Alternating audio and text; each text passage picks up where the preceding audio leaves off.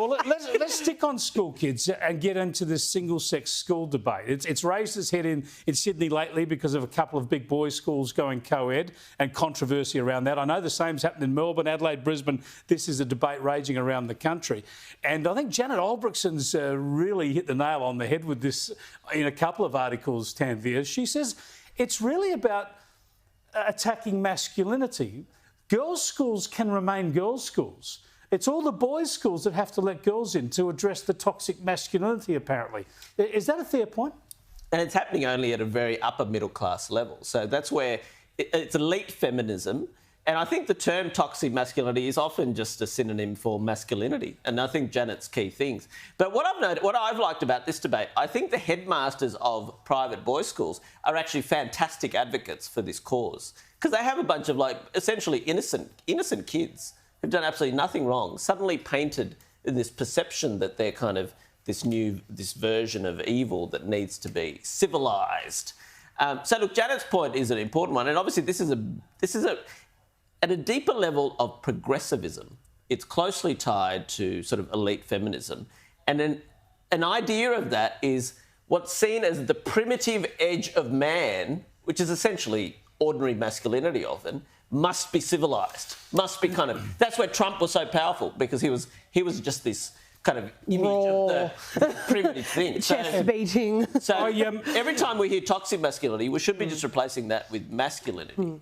And that's essentially their aim. I read Janet's piece saying it's always boys' schools that have to take girls, and that resonated. But then I just remembered, while sitting on this desk, there was a school in Adelaide, Mercedes. That was always a girls' school, and they brought in boys. It's been a very successful co-ed school. But it is the trend. And Claire, is it the case, though, that students often perform better, either boys or girls, if they're in single-sex schools? Yeah, some research has shown that, academically speaking, or a lot of research actually has shown that boys will perform better academically speaking when girls are in the classroom, and that girls will perform better academically, usually, when boys are not in the classroom. and so then, I mean, even that concept feeds into kind of this awful males, I mean, they need to be around females issue. But that doesn't account for things like their emotional well-being and their mental health, and the fact that boys actually I think need to be around other boys, and we need to promote what is healthy masculinity, and that there is such a thing, and that we need masculinity. In itself, it's not a bad thing. It's a foil to femininity. It's a very natural thing. And Janet's article was excellent, and I think it really made the point that we don't celebrate good men, you know, white, middle-class, older men. Do they exist? They do exist. No, of course they do. They're out there. And what happens is they just get dragged down and put this broad brushstroke as, you know, toxic masculinity, these poor guys. And imagine if you did that to women. Imagine if you had the term toxic femininity. And women would be up in outrage about it, saying, you can't just label us all that. I mean, it's the same thing. No other minority group, no one else would be characterised in such a broad manner. Yeah, a very, very good point. I just want to go on to a study here that's kind of linked to this, I suppose, in some ways. We're talking a lot about school children and teenagers tonight. And that is this survey that's showing a quarter of teenagers cited mental health as their biggest challenge. Now, you two deal in this every day, but I get a sense that, you know, we talk about this so much. No wonder it comes up. People are hearing about it all the time. Now, there's an advantage to that, presumably, because people are aware they can get help or where they should seek help. But is there a downside? Are people sort of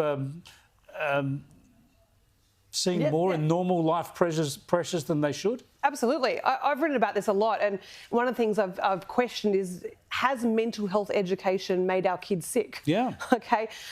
Because, you know, the whole idea as a psychologist that we want to educate people about mental health in order to reduce the stigma to come forward to get treatment is wonderful.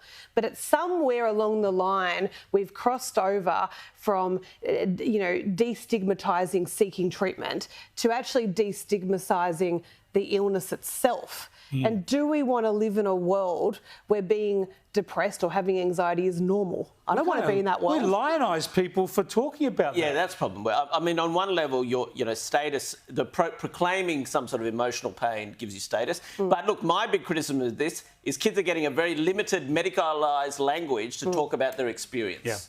And mental health has become this synonym just for ordinary life. But that's a very limited, narrow way to view the human experience. Whereas in old days, we might have been taught that life is tough and you've got to be resilient. And there'd be a much wider language to describe the experience. Yeah. All right, great stuff. Thanks both for joining us again, Clare Rowe and Tanveer Ahmed.